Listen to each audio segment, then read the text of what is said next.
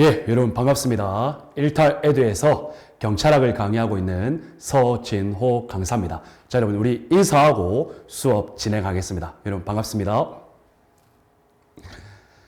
예, 여러분 1강부터 3강까지 수업 잘 듣고 계시죠? 자, 수업 들어보니까 어떤가요, 여러분? 만족되시나요? 모르겠습니다. 저는 이 기출문제를 풀 때에 우리 일반적인 강사님들께서는 여러분들께서 어느 정도 이론적 내용을 안다라고 가정을 하고 해당 문제들을 아주 간단하게 살펴보고 확 넘어가는 경우가 많다는 것으로 알고 있습니다.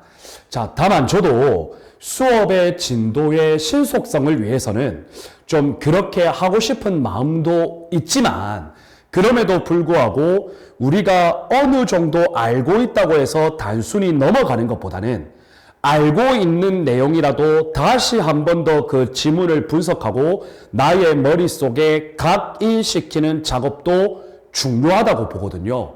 그래서 여러분들 아직 저희가 8월 20일 제2차 순경채용 시험 때까지는 약 4개월여 정도의 기간이 남았기 때문에 여러분들께서 열심히 이론 공부를 하시면서 기출 문제를 푸실 텐데요.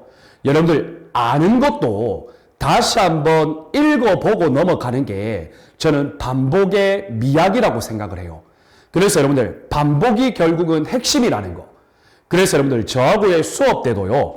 제가 가감하게 넘어갈 부분은 넘어가려고도 하겠지만 웬만하면 모두 읽고 다루어 볼 거예요. 그래서 여러분들 어떻게 보면 죄송하고 어떻게 보면 저의 강의 스타일이기도 하지만 그럼에도 불구하고 여러분들 다 다루어 봅시다. 아시겠죠, 여러분? 아는 것도 다시 봅시다. 오케이? 이해되시죠, 여러분? 꺼진 불도 다시 보는데 내가 알고 있는 것도 다시 한번 더 보면 확인 사살이 되겠죠, 여러분? 그래서 그 지문은 다음부터는 절대 헷갈리지 않을 거라고 확신합니다. 자, 좋습니다. 그러면 여러분들 교재 34페이지 문제는 34번이 되겠습니다. 참 재밌네요. 34페이지에 34번 문제가 그대로 있네요. 자, 그러면 여러분들 이제 또 본격적으로 수업을 진행해 보겠습니다. 자, 여러분 34번에 보시면 이제 본격적으로요. 경찰의 임무와 관련하여 소개가 되고 있습니다. 경찰의 임무에 대한 설명 중 옳지 않은 것은 자, 그러면 여러분들 이 문제를 풀기 전에 저랑 같이 간단하게 이론적 내용을 먼저 살펴보고 수업을 진행하면 더 도움이 되겠죠. 경찰의 기본적인 임무입니다. 자, 여러분들 경찰의 임무라는 이야기가 나오면 여러분들은 큰 관점에서 세 가지를 바로 떠올리실 수 있으셔야 합니다. 자, 여러분들께서 공부하셨던 이론적 내용을 다시 한번 같이 리마인딩 해주셔야 됩니다. 자, 여러분들 경찰의 기본적 임무는 크게 세 가지가 있는데 그 첫 번째로 공공의 안녕 플러스 공공의 질서를 유지하는 것과 또 플러스 위험의 방지. 자, 여러분들 공공의 안녕, 공공의 질서 유지 및 위험을 방지하는 것이 경찰의 첫 번째 임무이다. 이해되시나요? 자, 그리고 여러분들 이 임무는 경찰에게 있어서는 가장 중요한 임무입니다. 그래서 공공의 안녕, 공공의 질서, 위험의 방지 이 어떻게 보면 크게 한 가지인데 각각은 세 가지죠. 자, 여러분들 크게 이 한 가지를 통틀어서 우리는 경찰의 궁극적인 임무라고 이야기를 하고 있습니다. 이해되시나요, 여러분? 좋아요. 자, 다음 여러분 두 번째가 바로 범죄의 수사, 범인의 체포. 이것이 경찰의 임무죠. 범죄의 수사 플러스 범인의 체포. 우리는 이것을 다른 용어의 의미로 바로 사법경찰 활동이라고 합니다. 사법경찰 활동. 자, 그리고 여러분들, 경찰의 임무 크게 봤을 때 세 번째에 해당하는 것이 바로 치안 서비스의 제공이 되겠습니다. 자, 여러분들, 경찰의 기본적 임무 세 가지 다시 한번 리마인딩을 하셨죠. 자, 그런데 여러분, 범죄 수사에 해당하는 사법경찰 활동과 치안 서비스의 제공, 이 두 가지 내용은 솔직히 말씀드려서 어렵지도 않고 중요하지도 않습니다. 그래서 여러분들, 이 범죄 수사, 사법경찰 활동과 치안 서비스의 제공은 경찰의 기본적 임무 세 가지 중에 두 가지구나. 딱 이 정도로만 생각해 주시면 됩니다. 그래서 이 두 가지의 기본적 임무는 너무 쉬운 내용이기 때문에 살펴보지는 않겠습니다. 자, 그러면 중요한 건 여러분, 결국은 바로 이 공공의 안녕, 공공의 질서, 위험의 방지, 이 세 가지가 가장 중요하겠죠. 자, 그러면 여러분들, 이 세 가지와 관련해서 분설해서 또 한번 살펴보도록 하겠습니다. 자, 그럼 그 첫 번째가 바로 공공의 안녕입니다. 자, 여러분들, 이 공공의 안녕은요, 공공의 안녕은, 자, 여러분들 이론 내용에서 이런 내용을 들어보셨을 겁니다. 공공의 안녕은 성문규범의 총체이다. 기억나시나요? 여러분들, 이 공공의 안녕이 성문규범의 총체라고 하는 그 의미는 바로 이 공공의 안녕이라는 것이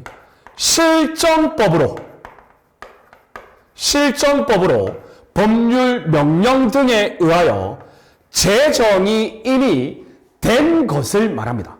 그래서 여러분들, 공공의 안녕 이꼬르 성문규범의 총체이고, 성문규범의 총체라는 것은 실정법에 제정이 되었기 때문에 성문규범의 총체라고 하는구나. 이렇게 이해해 주시면 되겠죠.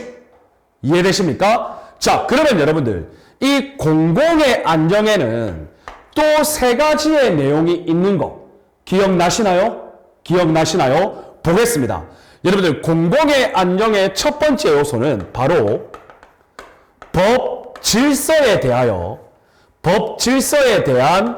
불가침성입니다. 그 어떠한 사람도 성문규범으로 제정되어 있는 법 질서에 대하여 침해하면 안 된다. 법 질서의 불가침성. 이해되시나요? 여러분들, 이 법 질서의 불가침성을 공공의 안녕 중 제1요소로 이해하고 있습니다. 이해되셨습니까? 좋습니다. 자, 다음 여러분, 공공의 안녕의 두 번째 요소는 바로 국가기관 등에 대한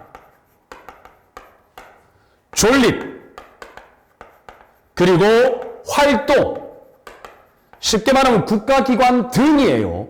국가기관 등의 존립과 국가기관이 활동하는 것에 대한 존립 활동에 대한 불가침성을 공공의 안녕의 제2요소라고 보시면 되겠습니다.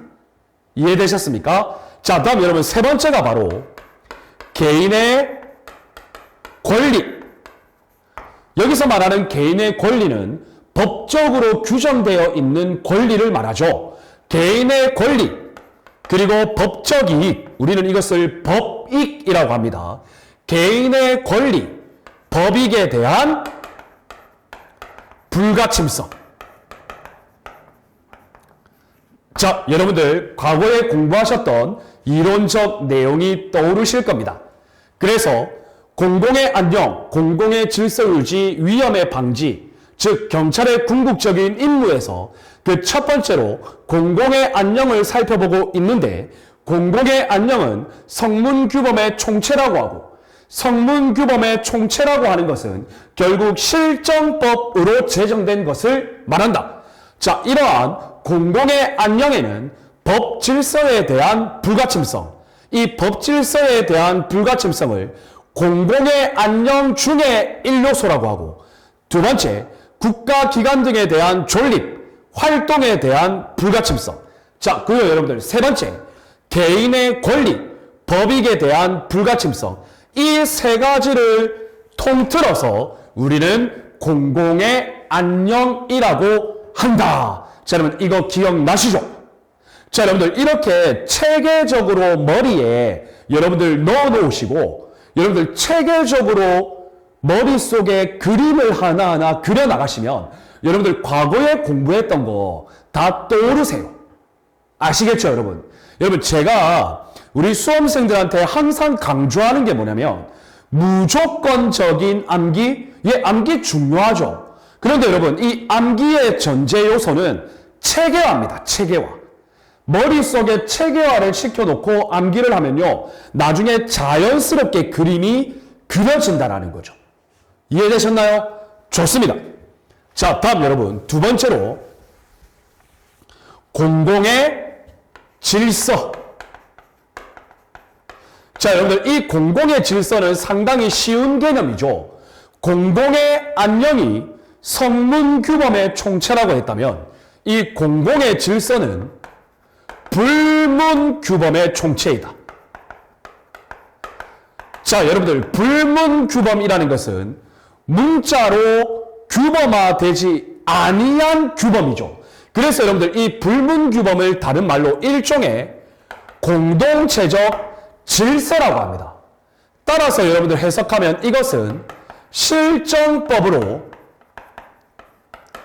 제정된 것은 아닙니다. 질서니까요. 즉, 질서라는 것은 나중에 시간이 흘러서 많은 사람들에게 관행화되고 법적 확신을 얻게 되면 나중에 법적 규정화되죠. 이것이 성문규범이죠. 그러면 성문규범 그 이전에는 불문규범이에요. 불문규범이라는 것은 공동체 내에서 하나의 질서로서 서로 지키자, 서로 준수하자라는 일종의 약속이에요. 약속. 이해되시나요? 핑클의 노래처럼 약속해줘. 여러분들 이것이 바로 불문규범입니다. 이해되셨습니까? 자, 그런데 여러분들 여기서 하나 기억하실 건 점점 우리 시대가 현대화되고 이제 이러한 질서론적 관점이 하나하나 성문규범화가 모두 되고 있으면서 이제는 이 공공의 질서라는 개념의 사용 가능 분야가 축소되고 있다라는 것을 여러분들께서는 반드시 기억을 해 주셔야 되겠습니다. 이해되셨나요? 자, 그러면 여러분 우리가 지금까지 공공의 안녕, 공공의 질서 살펴봤어요. 여러분 이 두 가지도 시험에 거의 80% 이상 출제될 수 있는 A급 빈출이고 A급 파트입니다. 자, 그런데 여러분은 이것도 중요하지만 이것보다 조금 더 중요한 게 바로 세 번째 위험의 방지입니다, 여러분. 위험의 방지. 여러분 이 영역은 거의 시험에 100% 출제되고 있는 영역이죠. 초 A급입니다, 여러분. 아시겠죠? 자, 그러면 여러분들 이 위험의 방지 관련해서 우리 한번 간단하게 살펴봅시다. 1번 위험의 의입니다. 여러분들 위험의 의와 관련해서 1차적인 속성은 위험이라는 것은 이미 발생한 것에 대해서는 위험이라는 것이 성립되지 않죠. 그건 이미 발생한 이유니까요. 그래서 여러분들 위험의 의는 장래성을 전제로 합니다. 이해되셨습니까? 자, 그래서 여러분들 이 장래에 공공의 안녕, 공공의 질서에 대하여 발생할 수 있는 또는 발생할 가능성이 높은 발생 또는 발생 가능성이 높은 일종의 침해를 모두 위험이라고 한다. 이해되셨습니까? 침해 또는 손해라고 보면 되겠죠. 가까운 장래에 발생 또는 발생 가능성이 높은 일체의 손해 침해를 위험이라고 한다. 자, 그러면 여러분 여기서 중요한 게 또 손해예요. 손해. 이 손해와 위험이라는 개념을 헷갈리시면 안 돼요. 그러면 손해의 의의는 뭐냐? 여러분 손해라는 것은 정상적인 상태에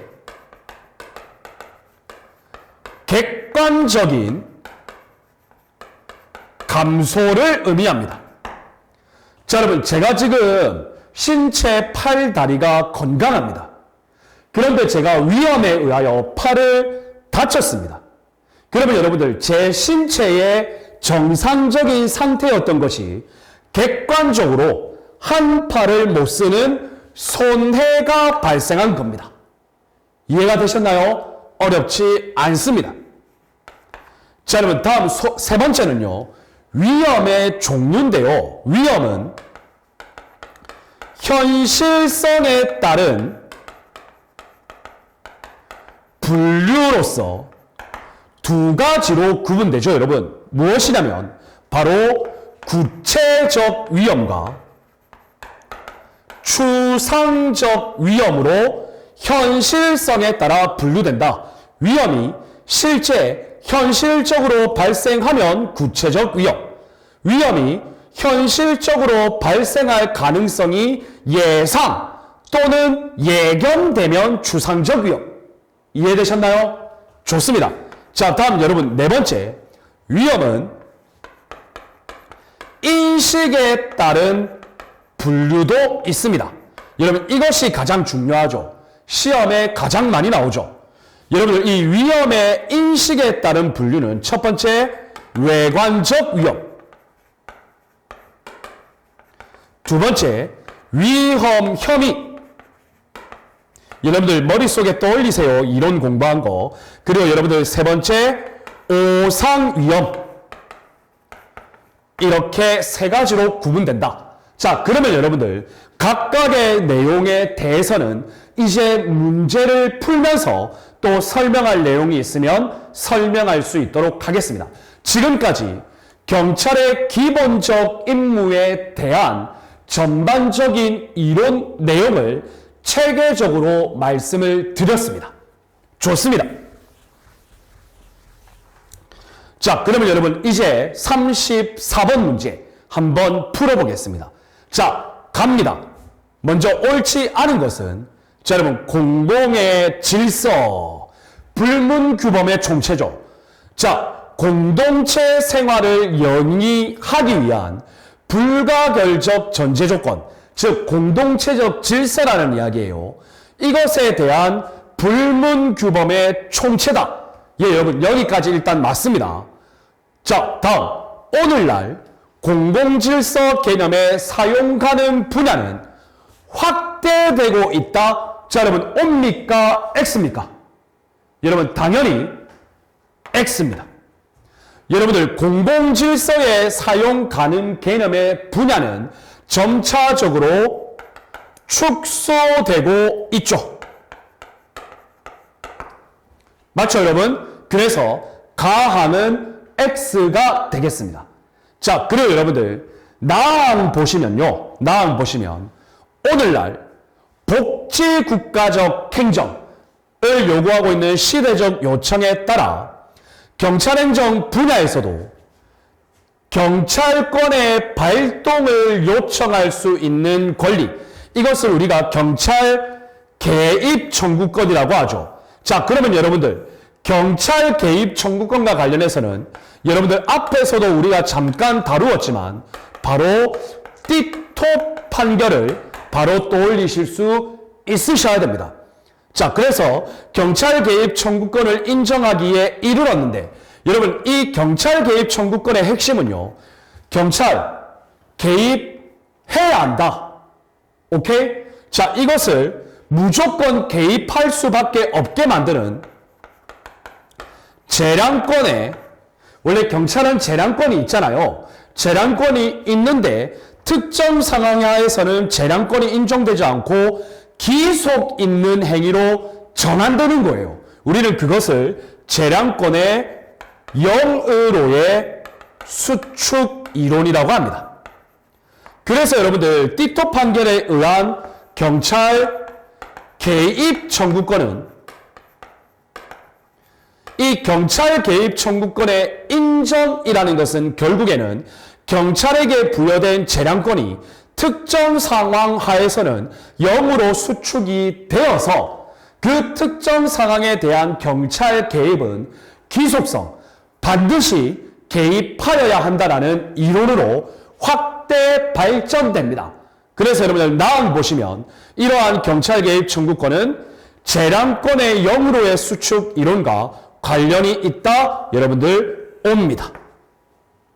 이해되셨나요? 좋습니다. 자, 여러분 다 봅시다. 인간의 존엄, 자유, 명예, 생명 등과 같은 개인적 법익뿐만 아니라, 자, 여러분들 개인의 권리, 법익에 대한 불가침성이죠. 맞죠, 여러분? 뿐만 아니라 사유재산적 가치, 이러한 것들에 대해서도 위험 방지도 경찰의 임무에 해당한다. 자, 여러분 옵니까 있습니까? 일단 옵니다. 자, 여러분들 이것과 관련해서 여러분들 사유재산적 가치, 여러분들 사유재산적 가치는 나의 재산권, 이 재산권에 대한 보호, 또 원칙론적으로는 일단 경찰의 개입이 1차적으로는 불가합니다. 그런데 여러분 예외론적으로 이 경찰의 원조가 잠정적 보호에 해당할 경우에는 가능하다라는 이야기죠. 이해되셨습니까? 그래서 개인적 권리와 법익이 보호된 경우라고 하더라도 경찰의 원조는 잠정적인 보호에 국한된다면 사유재산적 가치에 대한 경찰의 개입도 가능합니다. 자, 그러나 잠정적 보호는 가능한 거고요. 이 최종적인 보호는 사유재산권이니까 바로 법원에서 보호하여야 한다라는 이야기죠. 그래서 여러분 다음도 O가 되겠습니다. 이해되셨나요? 좋습니다. 자, 여러분 다음 랑 봅시다. 여러분들 이 34번 문제는 진짜 좋은 문제예요, 여러분. 여러분들 이런 문제를 맞출 수 있는 정도의 실력이면요, 웬만한 문제 다 맞추실 수 있어요. 자, 랑 봅시다, 여러분. 법적 안정성의 확보를 위해 불문규범이 성문화되어 가고 있죠. 맞죠, 여러분? 그래서 공공의 질서라는 개념은 그 범위가 점차 축소되고 있다. 공공의 질서와 관련된 설명이죠. 옵니까? X입니까? 당연히 옵니다. 이해되셨나요? 좋습니다. 자, 다음 여러분 마 봅시다. 위험은 경찰 개입의 전제 조건, 장래에 발생할 수 있는 일종의 손해를 예방하는 거죠. 이러한 위험이 보호를 받게 되는 법익에 구체적으로 존재해야 하는 것은 아니기 때문에, 여러분 위험이라는 것은 구체적 위험이 있고 추상적 위험이 있는데 반드시 구체적인 경우에만 발동되는 것은 아니고, 구체적인 경우에 반드시 발동해야 되는 경우, 맞죠 여러분? 일단 발동해야죠. 그런데 구체적인 경우에서만 발동되는 것이 아니고 추상적인 경우에도 발동할 수 있죠. 자, 그래서 구체적으로 존재해야 하는 것은 아니기 때문에 이 말을 반대로 해석하면 추상적인 경우에도 가능하다라는 이야기입니다. 보행자의 통행이 거의 없는 밤 시간에 횡단보도 보행자 신호등이 녹색등일 때 그러면 차량이 정지해야 되잖아요. 정지하지 않고 진행한 경우에도 통행한 운전자는 경찰 책임자가 되죠, 여러분. 맞죠, 여러분? 당연한 거죠. 이는 공공의 안녕을 보호 법익으로 하는 도로교통법 침해 행위 맞죠? 그래서 법 질서의 불가침성. 자, 운전자는 안전하게 운전해야죠. 녹색등일 때 지나가면 안 되죠. 이러한 도로교통법을 침해한 건 도로교통법이라는 법 질서를 침해한 거죠. 맞죠, 여러분? 그래서 옵니다. 이해되셨나요? 좋습니다. 자, 다음 여러분 방 봅시다. 위험의 인식에 따른 분류 중에 외관적 위험, 외관적 위험에 대한 경찰권의 발동. 여러분, 외관적 위험의 경찰권 발동 가능, 불가. 뭡니까? 외관적 위험에 대한 경찰권의 발동은 가능하죠. 여러분, 이론 기억나시죠? 제가 여러분 나중에 이거는 또 다른 문제에서 설명드리겠습니다. 적법한 개입이다. 맞죠, 여러분? 자, 외관적 위험에 대한 경찰권의 발동은 적법한 개입이기 때문에 적법이니까 경찰관 개인에 대한 민사상, 형사상의 책임은 물을 수는 없습니다. 자, 그래서 여러분들 외관적 위험 1번 외관적 위험에 대한 경찰권 발동은 적법하다. 이해되셨나요? 자, 적법하기 때문에 민, 형사상 책임 없죠. 그러나 적법한 행위로 인한 손실 발생일 경우에는 손실 보상 책임은 있죠. 자, 이번 같은 경우에 민형사상 책임이 없기 때문에 손해배상 책임은 없고요. 이해되셨습니까? 이것이 바로 외관적 위험의 핵심이죠. 경찰관이 사력 있고 깊이 있는 판단을 했음에도 불구하고 그 위험에 대한 것이 일반적으로 예견되기 때문에 개입한 거거든요. 이해되셨나요? 자, 그래서 적법한 개입이고 민형사 책임을 물을 수 없다. 단, 공공필요에 의한 특별한 희생. 여러분들 이것이 바로 손실보상의 요건이잖아요. 이러한 경우에는 국가의 손실보상 책임은 발생할 수 있다. 자, 여러분 옵니까? 있습니까? 정답은 옵니다.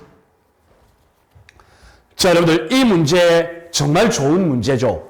자, 그리고 여러분들께서 이론적으로도 공부를 하셨고요. 자, 여러분 그래서 여러분들 이 문제에서 요구하는 옳지 않은 것은 강 한 개가 되겠습니다. 정답은 2번입니다. 오케이? 좋습니다. 자, 다음 여러분 35번 보겠습니다. 자, 여러분들 쭉 문제 읽어보시면 위험에 대한 설명 중 옳지 않은 것. 자, 여러분 볼까요? 1번 보시면 오상위험이 나옵니다. 자, 여러분 오상위험. 자, 여러분들 오상위험은요. 1번 경찰관이 아주 사려 깊은 판단도 없었고요. 그리고 정말 사려 깊고 종합적인 판단도 없었어요. 이해되시나요? 따라서 위험과 관련하여 예견을 제대로 못한 거예요. 이해되십니까?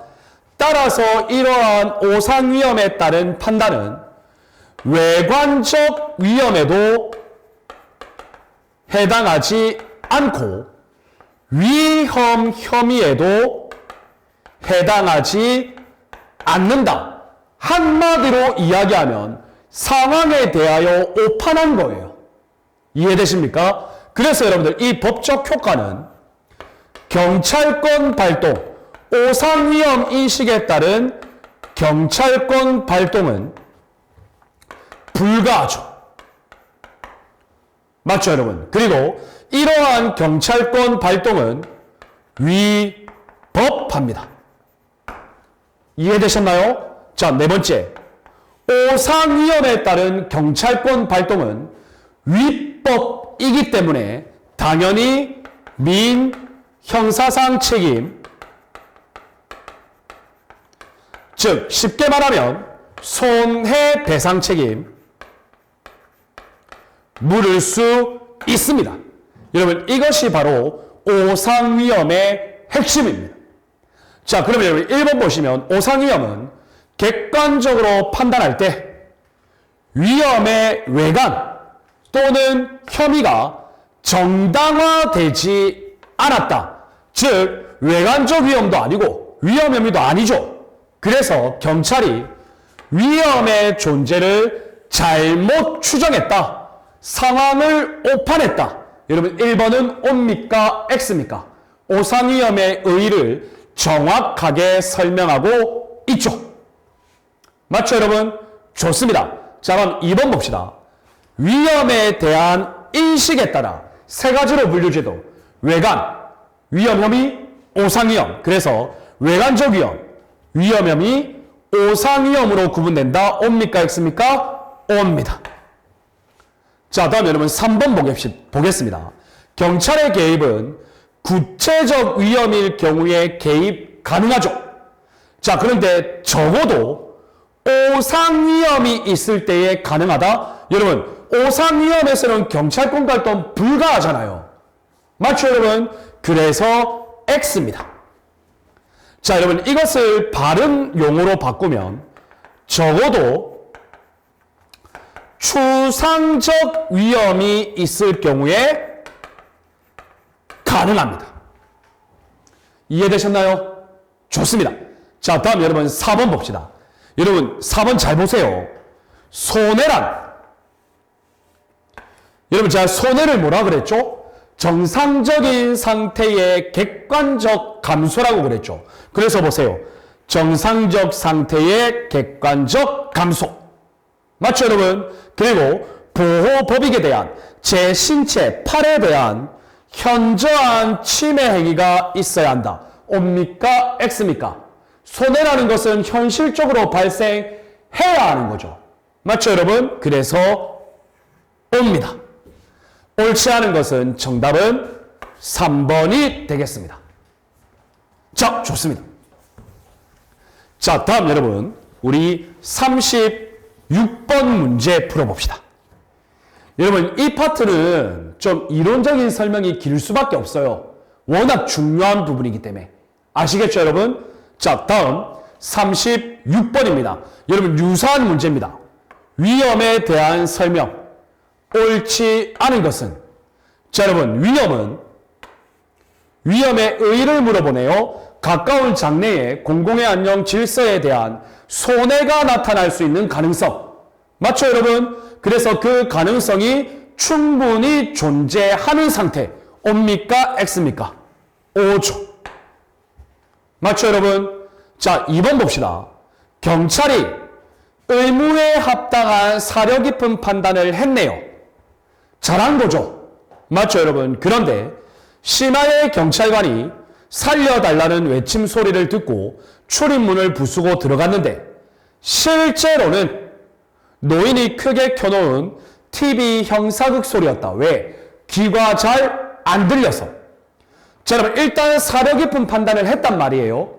그런데 일반 사람들이 보기에도 너무 살려달라는 외침이 주택가에서 들려. 그러면 여러분들 위험하다라고 인식하죠. 여러분들 이것이 바로 외관적 위험입니다. 외관적 위험의 대표적인 사례죠. 자, 그래서 여러분들 외관적 위험을 인식한 사례에 해당한다. 정답은 O입니다. 그래서 여러분들 외관적 위험은 1번 경찰권 발동 가능하죠. 그리고 이때에 따른 경찰권 발동은 적법하죠. 자, 그리고 여러분들 적법하니까 손해배상 안 해줘도 되죠. 자, 그런데 여러분 적법한 행위라고 할지라도 이 노인이 살고 있는 출입문을 부수고 들어갔잖아요. 자, 그러면 여러분들 손실보상은 국가에서 해줘야죠. 이것이 외관적 위험의 핵심입니다. 자, 좋습니다. 자, 다음 3번. 위험에 대한 인식에 따라 외관위험, 위험혐의, 오상위험 이 세 가지로 분류되죠. 그런데 갑자기 추상적 위험이 나왔네요.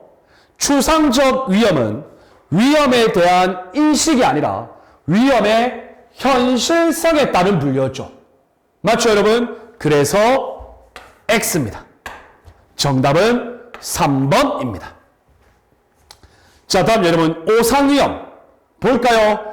객관적으로 판단할 때 위험의 외관도 없었어. 위험의 혐의도 없었어. 결론적으로는 위험의 존재를 아예 오판한 경우죠. 그래서 의의는 맞아요. 그래서 여러분들 오상위험의 법적 효과 적법한 개입이 아니고 위법한 개입이죠. 그래서 위법한 경찰 개입이다. 맞죠? 위법한 경찰 개입이니까 민형사상 책임 인정되죠. 그리고 국가에게는 손해배상 책임이 발생하죠. 따라서 옵니다. 여러분들 이 36번 문제의 정답은 3번이 되겠습니다. 자, 좋습니다, 여러분. 다음 37번 보겠습니다. 자, 경찰의 임무 적절하지 않은 것은 자, 여러분들 국자법 제3조에서 경찰의 임무로 국민의 생명, 신체 및 재산의 보호 여러분 첫 번째로 규정하고 있죠. 자, 다음 여러분 범죄 피해자 보호 세 번째로 규정하고 있죠. 교통의 단속과 위해의 방지 규정하고 있죠. 여러분 옵니다. 맞죠? 자, 그런데 여러분 교통 관련해서 국자법은 교통의 단속과 위해의 방지를 경찰의 임무로 규정하고 있고 경직법에서는 경찰관 직무집행법에서는 교통의 단속과 바로 위해의 방지가 아니라 교통 위해의 방지라고 규정하고 있죠. 그러니까 여러분들 경직법에서는 교통이라는 말이 두 번 들어가죠. 여러분들 이거 구별해 주실 수 있으셔야 되겠습니다. 자, 다음 보기 2번 보겠습니다. 법질서의 불가침성은 공공의 안녕의 제1요소다. 맞죠, 여러분? 제가 앞서서 다 설명드렸습니다. 그래서 공법 규범에 대한 위반, 공법 뭡니까? 형법 위반. 맞죠, 여러분? 많죠, 공법이. 행정법 위반, 경찰행정법 위반, 경찰 관련된 각종 법규 위반, 전부 다 공법 규범 위반이죠. 자, 그래서 공공의 안녕에 대한 위급으로 취급된다. 위험으로 취급된다. 경찰권 발동의 대상이 된다. 여러분 O입니까? X입니까? 당연히 O죠. 자, 다음 여러분 공공질서란 공공질서의 의의를 물어보네요. 자, 읽어보시면 불문규범의 총체를 의미한다. O입니까? X입니까? O죠. 좋습니다. 자, 다음 여러분 위험이란 가까운 장래, 손해의 가능성 맞죠, 여러분? 자, 일단 여기까지 맞습니다. 그런데 위험은 현실성에 따른 분류에 따라 구체적 위험, 추상적 위험으로 구분할 수 있으며, 자, 여기까지도 맞습니다. 자, 여러분, 시력이 좋아야 합니다. 경찰 개입은 구체적 위험이 있을 때만 가능하다? 여러분, O입니까? X입니까? 당연히 X입니다. 여러분, 추상적 위험의 경우에도 여러분, 잠정적 보호 조치에 국한해서 경찰권 발동이 가능했죠.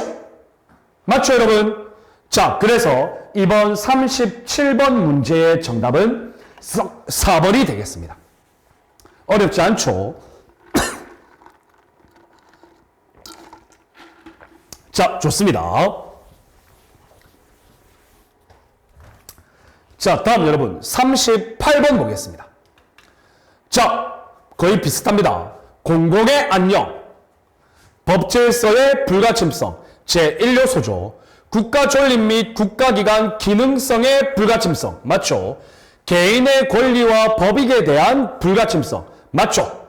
이 중 공공의 안녕의 제1요소는 법질서의 불가침성이죠. 그런데 여기는 개인의 권리와 법익의 보호를 제1요소로 보고 있다. O입니까? X입니까? 여러분, X입니다. 자, 다음 여러분 2번 봅시다. 공공의 질서. 자, 원만한 공동체 생활, 불문규범의 총체. 맞죠, 여러분? 자, 다음 불문규범이 성문화되어가는 현상으로 인하여 그 영역이 점차 축소되고 있다. 여러분, O입니까? X입니까? O죠. 여러분, 어렵지 않죠? 자, 다음 3번 봅시다. 경찰이 의무에 합당한 사려 깊은 상황 판단을 했네요. 자, 그럼 뭐죠, 여러분? 바로 외관적 위험이죠. 의무에 합당한 아주 사려 깊은 깊이 있는 판단을 했음에도 불구하고 위험을 잘못 긍정한 거, 외관 위험이죠. 자, 그런데 여러분, 이러한 경우를 오상 위험이라고 한다? 틀렸죠. 여러분, 오상 위험은 사려 깊은 판단한 거 아니죠. 맞죠? 자, 다음 4번.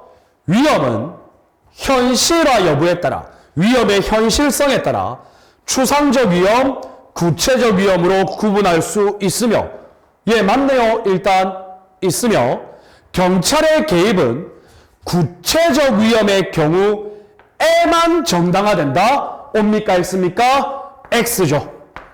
여러분, 추상적 위험의 경우에도 잠정적 보호조치에 국한하여 경찰의 개입이 가능했죠.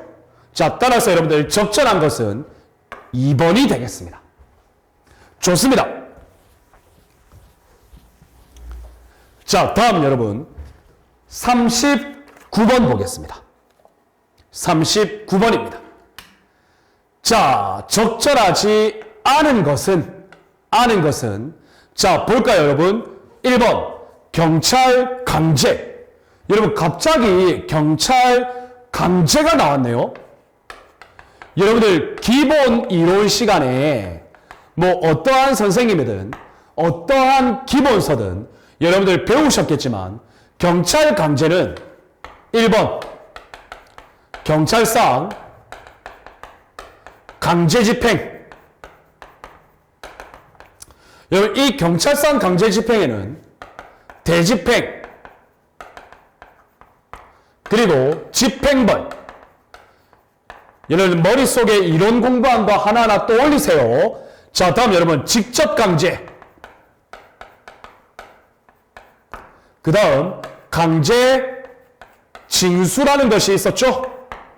좋아요. 또 경찰 강제에는 두 번째로 경찰상 즉시 강제가 있었죠. 여러분 기억나십니까?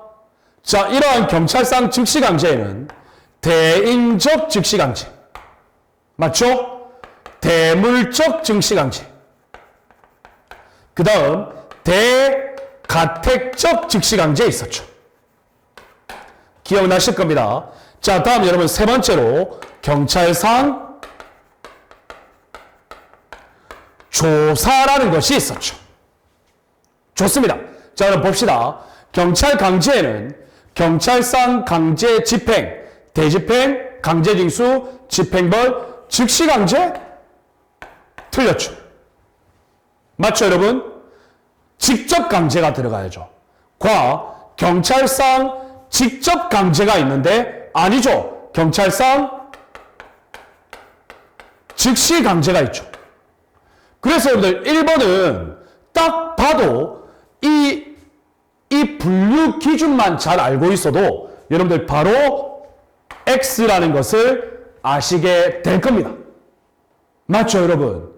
왜냐면 여러분 경찰 강제라는 것도 경찰의 일종의 수단이거든요. 그래서 여러분들 기본서에 보시면 경찰의 의무이행 확보 수단, 경찰 작용법에서 나오는 파트인데 여기에 경찰의 기본적 임무와 연계해서 여러분 문제를 가지고 온 거죠. 좋은 문제죠.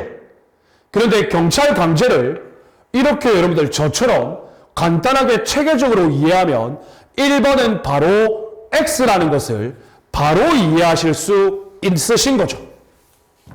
자, 좋습니다. 다음 보겠습니다. 공공질서, 불문규범의 총체. 그리고 이것은 각 나라마다 다 다르겠죠. 공공질서 개념은. 따라서 상대적, 유동적 개념이다. 5초.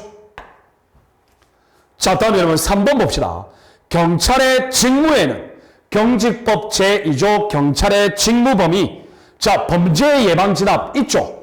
범죄 피해자 보호 있죠. 따라서 5조. 자, 다음 여러분 4번. 형사소송법상 수사의 기본 원칙은 임의 수사를 원칙으로 하고 예외적으로 강제 수사를 허용하고 있죠. 따라서 옵니다. 여러분 39번 적절하지 않은 것은 1번이 되겠습니다. 여러분 이 문제는 어려운 문제 아닙니다. 자, 좋아요 여러분. 다음 봅시다. 40번 문제 봅시다. 자, 경찰의 임무 적절하지 않은 것. 자, 1번 공공의 안녕, 질서에 대한 위험 방지가 경찰의 궁극적인 임무다. 여러분 이거 제가 앞서서 설명드렸었죠. 옵니까 있습니까? 당연히 옵니다. 자, 다음 2번 봅시다. 오늘날 대부분 법적 규모화 추세에 따라 공공질서 개념의 사용 가능 분야는 확대, 축소, 여러분 이거 계속 나오죠. 축소되고 있다. 5초. 자, 다음 3번 공공의 안녕. 여러분 세 가지가 있었죠. 자, 법질서의 불가침성, 그 다음에 기능성의 불가침성, 하나 더 있죠 여러분. 개인의 권리, 법익에 대한 불가침성. 자, 이 세 가지 중에 공공의 안녕 중에서 제1요소는 법질서의 불가침성이라고 했죠. 그런데 여기는 기능성의 불가침성. 자, 옵니까 X입니까? X죠. 그래서 정답은 3번이 되겠습니다. 자, 3번 봅시다. 경찰의 개입은 구체적 위험의 경우에는 당연히 개입해야죠. 자, 그리고 적어도 추상적 위험이 있을 때에 잠정적 보호 조치에 국한해서 개입이 가능했죠. 따라서 옵니다. 40번 문제의 답은 3번이 되겠습니다. 자, 좋습니다, 여러분. 자, 다음 여러분 41번 봅시다. 자, 여러분들 국자법상 국가경찰의 임무. 자, 기업, 국민의 생명, 신체 및 재산의 보호. 여러분 1호에 있었죠? 맞죠, 여러분? 자, 다음 니은 범죄 예방, 진압 및 수사. 맞죠? 자, 그 다음에 디귿 경비, 요인 경호 및 대간첩, 대테러 작전 수행, 국자법상 맞죠?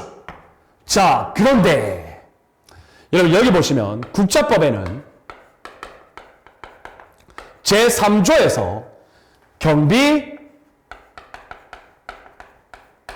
요인 경우라고 하고, 자, 다음 여러분, 경직법에서는 경비 주요 인사 경우라는 표현을 써요. 여러분들 똑같은 의미인데 글자가 틀리죠. 그래서 여러분들 이거 구별하실 수 있으셔야 돼요. 자, 그리고 여러분들 앞서서 또 있었죠. 교통의 안전 위해의 단속. 그런데 경직법은 교통의 단속과 교통 위해의 방지. 여러분들 이 두 가지 임무 규정이 의미는 똑같은데 글자 구성이 틀렸어요. 여러분들 이 두 가지 좀 구차하지만 그럼에도 구별하실 수 있으셔야 되겠습니다. 자, 다음 여러분, 외사경찰활동과 관련해서 외국 정부기관 및 국제기구와의 국제협력, 그래서 뭐 인터폴, 국제형사사법공조법, 뭐 이러한 것들이 있었죠. 맞죠, 여러분? 옵니다. 그래서 국자법상 경찰의 임무, 여러분들 전부 다 해당하네요. 정답은 4번이 되겠습니다. 어렵지는 않죠. 좋습니다. 자, 다음 여러분 42번 보겠습니다. 자, 경찰의 임무를 공공의 안녕, 질서, 위험의 방지, 위험에 대한 설명. 자, 적절한 것은 유사한 문제네요. 자, 위험은 정상적 상태의 객관적 감소, 옵니까, X입니까? 헷갈리시면 안 됩니다. 정답은 X죠. 정상적 상태의 객관적 감소는 손해를 의미하죠. 여러분들 이런 개념 요소 헷갈리시면 안 됩니다. 자, 2번 봅시다. 위험은 인식에 따라 구분했을 때 외관위험, 위험이 추상위험, 틀렸죠? 오상위험이죠. 추상적 위험은 구체적 위험과 함께 위험의 현실성에 따른 분류죠. 틀렸습니다. 3번 위험혐의란. 자, 위험혐의란 경찰이 일단 사려 깊은 판단은 했어요. 그런데 위험의 예견 가능성에 대한 확신이 없어요. 그래서 예측은 되지만 불확실한 경우 5초. 이해되셨나요? 자, 그래서 여러분들 여기 보시면 위험, 혐의. 자, 여러분들 1번 사려 깊은 판단 했어요. 그런데 그 예견 가능성이 확실한 것이 아니라 뭔가 불확실해요. 자, 대표적인 예로 자, 따르릉 자, 항공기에 폭발물이 설치되어 있습니다라는 신고를 받았어. 여러분, 뭔가 불확실하죠? 장난 전화 같고. 맞죠, 여러분? 이 대표적인 예가 위험 혐의죠. 자, 그래서 여러분들 위험 혐의는 일단 원칙은 경찰권 발동 불가합니다. 원칙은 왜? 불확실하니까. 자, 그런데 여러분 예외로 불확실하지만 또 한편으로는 위험이 발생할 것도 같잖아요. 그래서 여러분들 위험 방지 차원에서 조사는 가능합니다.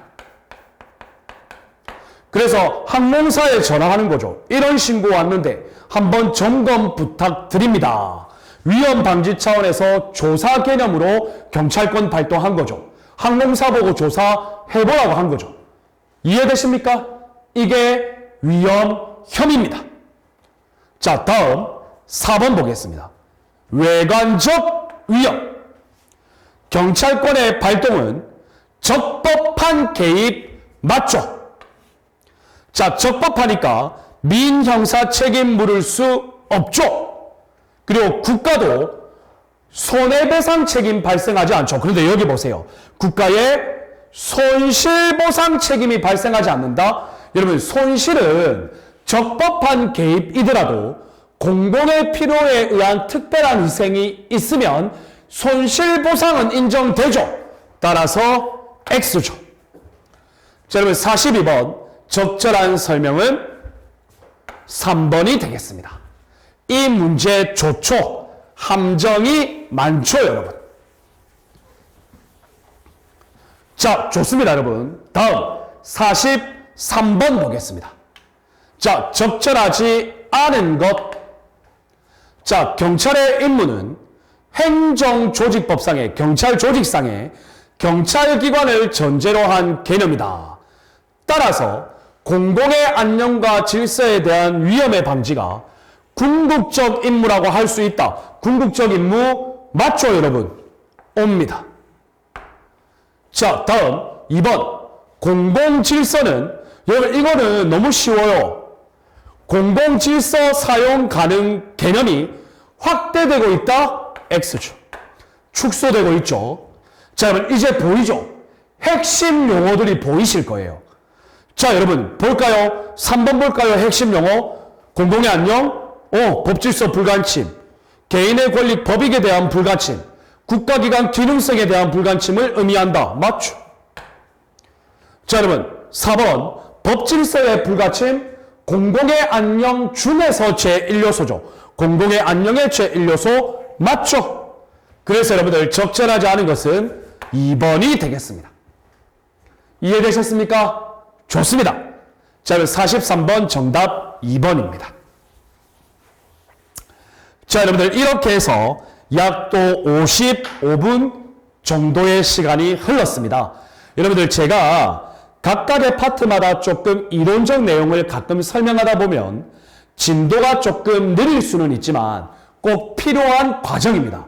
그리고 여러분들 진도가 빨리 나갈 때는 빨리 나갈 수 있는 부분도 분명히 있으니까 여러분들 하나하나 잘 풀어보시기를 바랍니다. 그래서 여러분들 우리 이번 4강 수업은 43번 문제풀이까지 마치고 다음 5강 수업에서 44번부터 진행할 수 있도록 하겠습니다. 여러분 4강 수업 고생 많으셨어요. 꼭 복습해 주셔야 되겠습니다. 여러분 다음 5강 수업에서 뵙겠습니다. 여러분 감사합니다.